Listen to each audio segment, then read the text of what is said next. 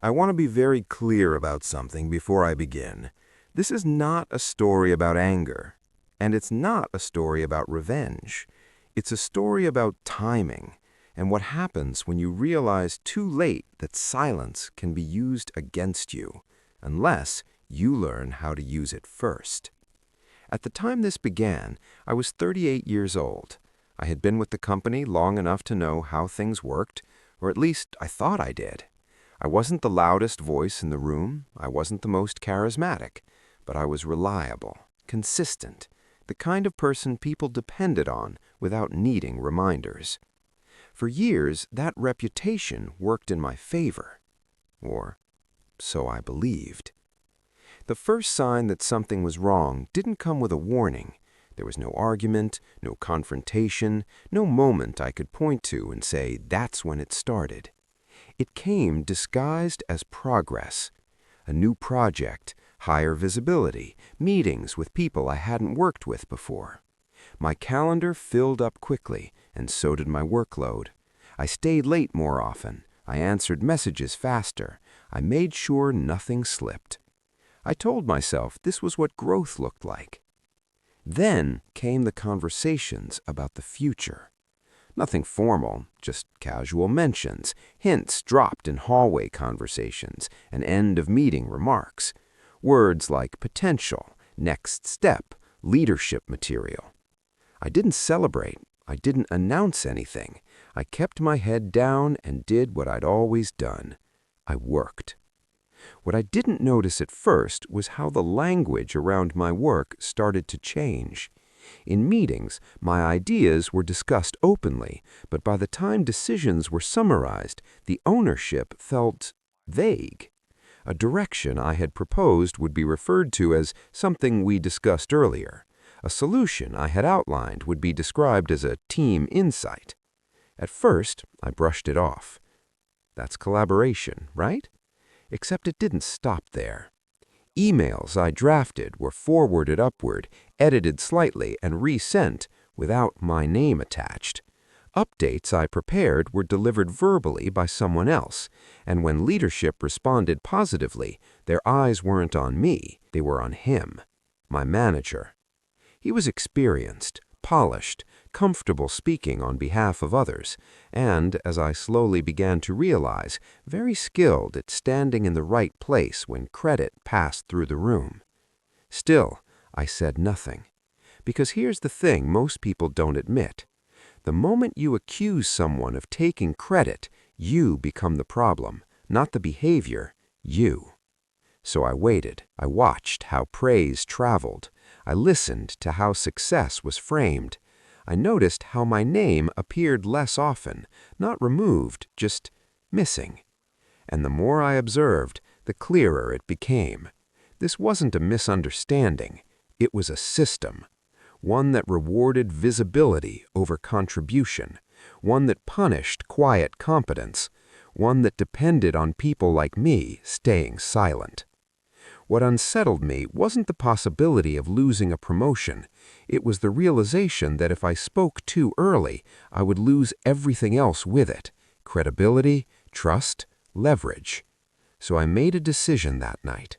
I wasn't going to confront anyone. I wasn't going to explain myself, and I definitely wasn't going to expose anything. Not yet. Because before you challenge a system, you need to understand exactly how it works.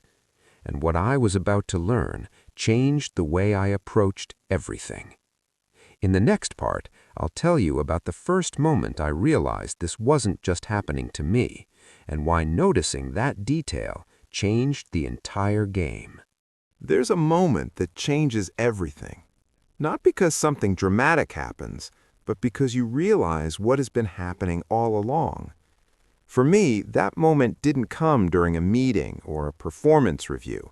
It came quietly, when I noticed something most people never stop to question. The same name kept appearing. Not in the obvious places, not in bold headlines or official announcements, but in the pauses, the transitions, the way conversations ended. At first, I told myself I was imagining it. After all, work is busy, people summarize, details get lost, credit moves around. That's normal, right? So I decided to test that assumption. I didn't confront anyone. I didn't complain. I didn't even change how I worked. I just started paying closer attention. In meetings, I noticed how ideas entered the room and how they left it. A suggestion would be discussed openly, refined by the group, and then somehow reintroduced later with a slightly different framing. Not rewritten, rebranded. The idea stayed the same. The origin didn't. What made it harder to spot was how reasonable it all sounded. No one was lying, no one was claiming ownership outright. The language was careful, safe, vague enough to protect everyone involved, especially one person, my manager. He had a way of speaking that made him sound collaborative while still standing at the center of everything. When things went well, he framed success as alignment. When things stalled, he spoke in generalities. And when leadership asked questions, he answered confidently, even when the work hadn't been his. Still, I said nothing. Because here's the uncomfortable truth. The first person to accuse someone of taking credit rarely wins. They get labeled emotional, difficult, political. And once that happens, every future interaction gets filtered through that label. So instead of reacting, I watched. I noticed how praise followed visibility, not contribution. That whoever spoke last often sounded like whoever led first. That quiet competence disappeared easily in rooms that rewarded confidence over context. Weeks passed, then months, and the pattern didn't correct itself. It became smoother, more efficient, almost elegant. The more consistent my work became, the less visible it seemed, and the more visible my manager became, the less anyone questioned where that visibility came from.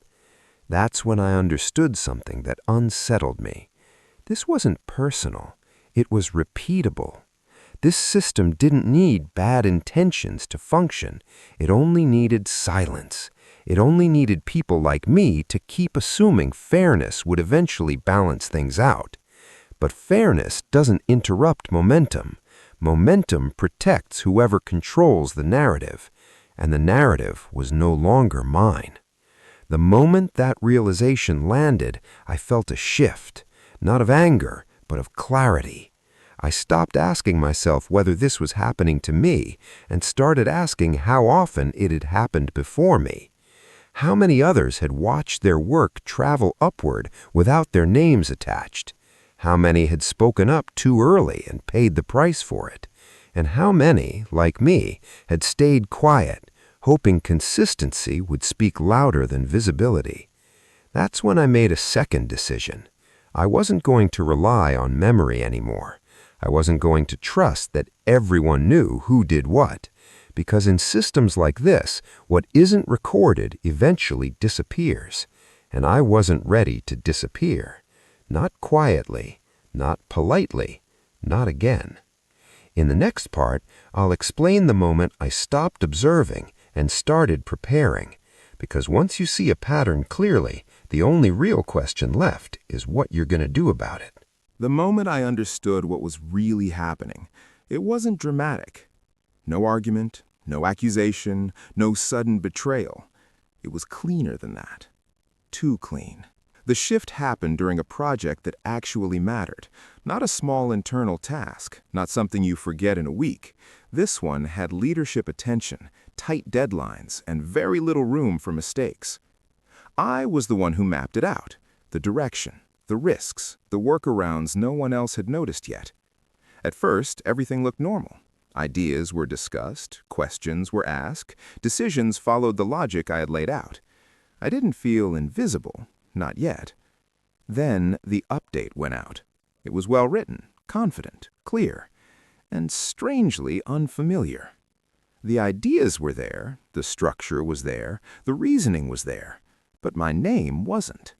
Not removed, just absent. At first, I stared at the screen longer than I should have.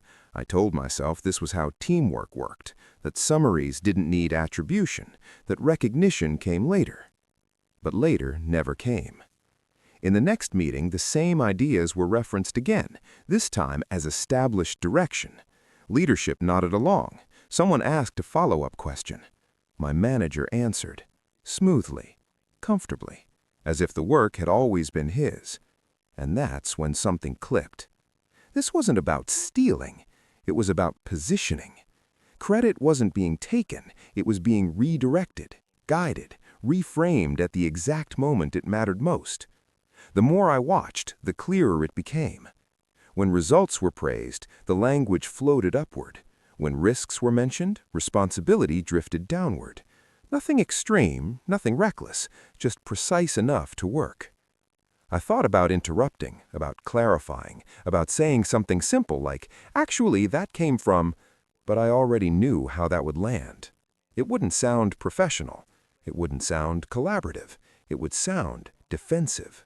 And the moment you sound defensive, the conversation is no longer about the work. It's about you. So I stayed quiet. Not because I was unsure, but because I was watching the timing. The shift didn't happen once. It happened repeatedly. Ideas would enter the room with one voice and exit attached to another. By the time leadership heard them, they sounded settled, approved, owned. And once an idea is perceived as owned, challenging that perception becomes nearly impossible. That's the part no one warns you about. Credit doesn't disappear suddenly. It migrates, slowly, naturally, without friction. And if you're not paying attention, you don't notice it until it's gone. What bothered me most wasn't the loss itself. It was how invisible the transfer was. No rules were broken, no boundaries crossed, no behavior you could easily report. Just momentum. And momentum protects whoever's already in front. That's when I stopped thinking about fairness and started thinking about mechanics. Because once you understand how credit moves, you understand how power really works. And once you see that, you can't unsee it.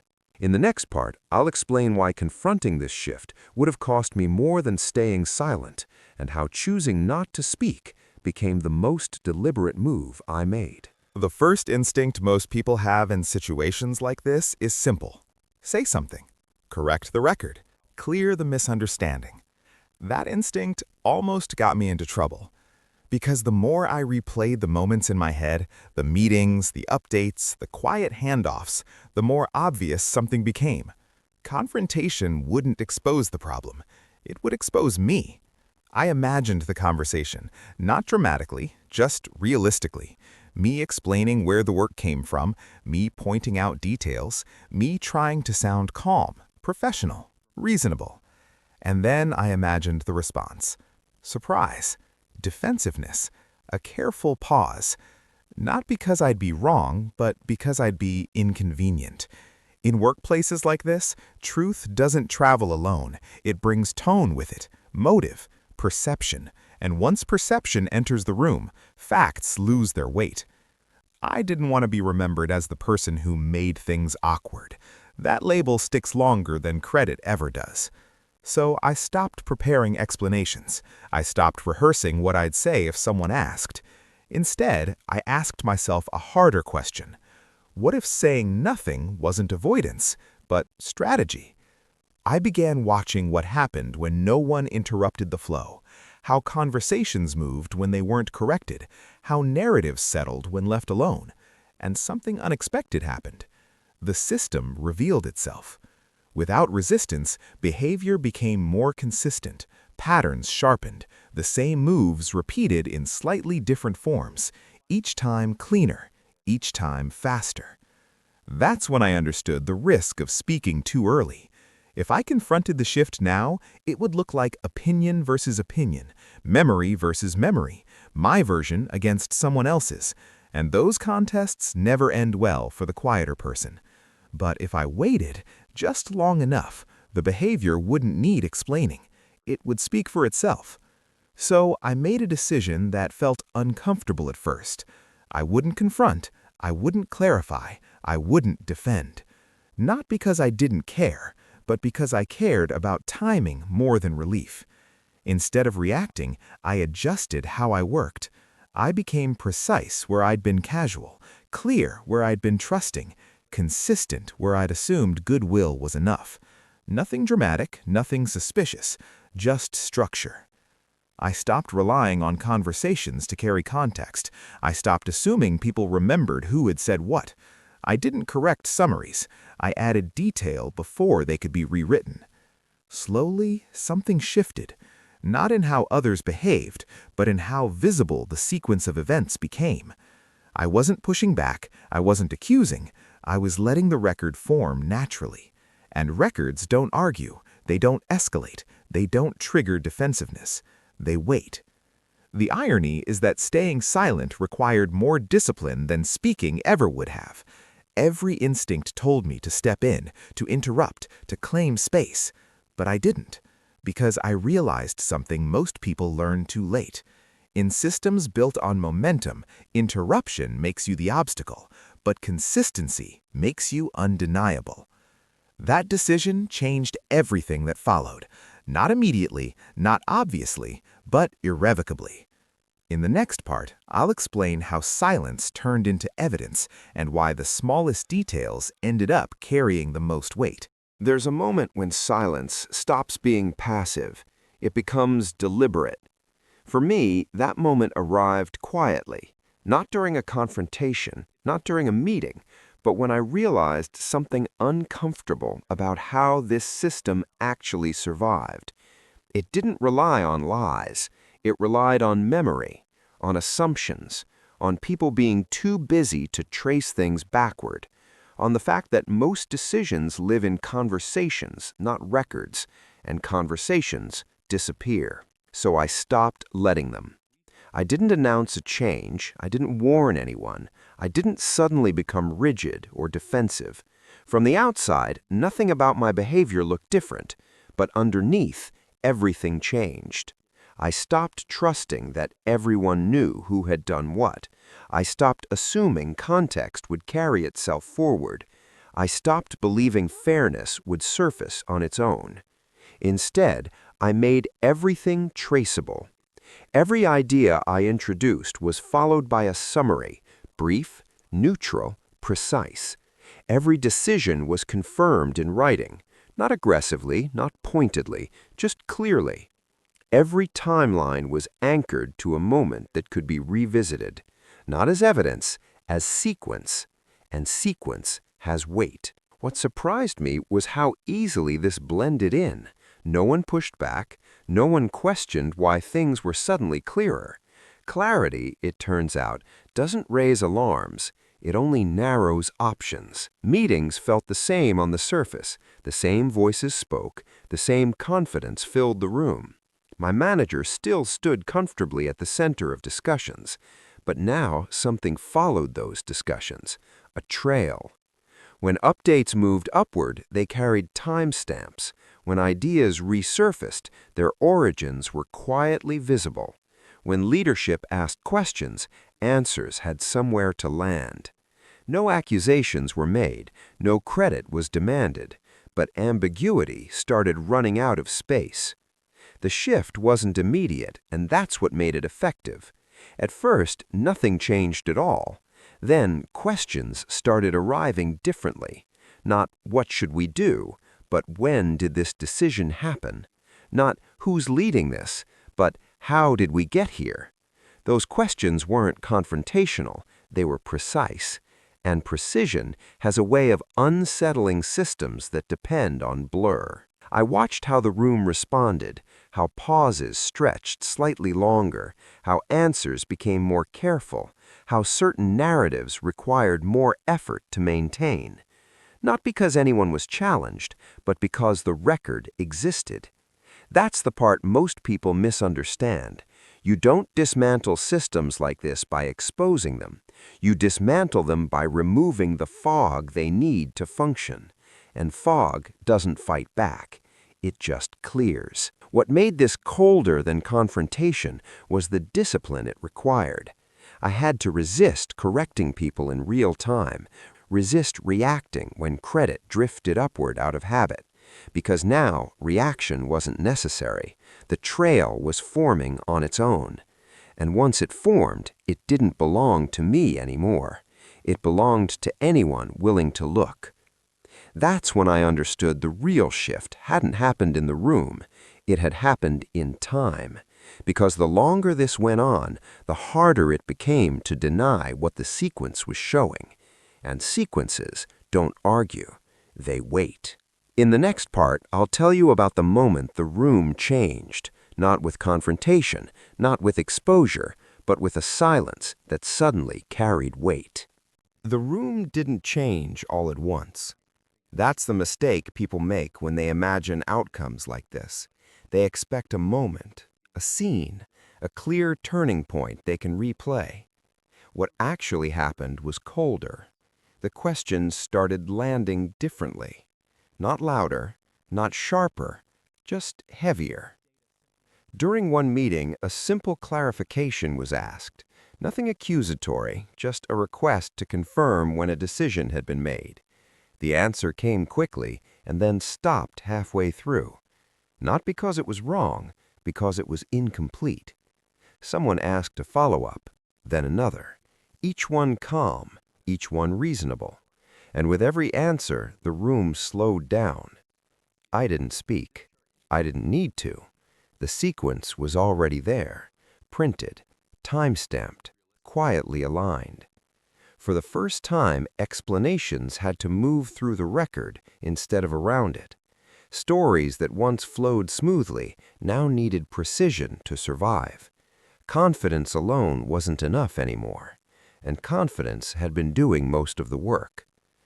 I watched how posture changed before tone did, how pauses arrived before resistance, how answers grew careful, not defensive, just measured. That's when I understood the shift wasn't about credit, it was about trust. Trust doesn't vanish when someone is exposed. It erodes when inconsistencies become visible. No one accused anyone of anything. No correction was issued. No announcement was made. The system simply stopped cooperating with shortcuts. Meetings ended differently. Follow-ups were tighter. Decisions were anchored to records instead of recollection. And without being said out loud, something was understood. The room had changed its rules. What surprised me most wasn't the outcome. It was how little satisfaction I felt. There was no rush, no relief, no sense of victory, just distance. I realized I wasn't invested in the promotion anymore, or the recognition, or even the outcome of this particular situation. What I had gained was clarity. And clarity has a side effect people don't talk about. It loosens your grip. Once I saw how easily momentum could replace truth, and how quietly truth could reclaim space, I stopped needing either. I wasn't interested in winning inside a system that required constant vigilance to survive. So when the opportunity finally came, quietly, without ceremony, I took it, not as an escape, as a conclusion. I left without a speech, without a post-mortem, without burning bridges or collecting apologies, because I didn't need closure from anyone else. The record had already said everything. The irony is that the silence I once feared would erase me ended up doing the opposite. It clarified where I stood and where I didn't want to anymore. That's the part no one prepares you for. When the room changes, you don't always stay to enjoy it. Sometimes you walk away because you finally can. In the end, I didn't expose him. I didn't confront the system. I didn't raise my voice. I let time, clarity, and sequence do what noise never could, and then I chose not to stay.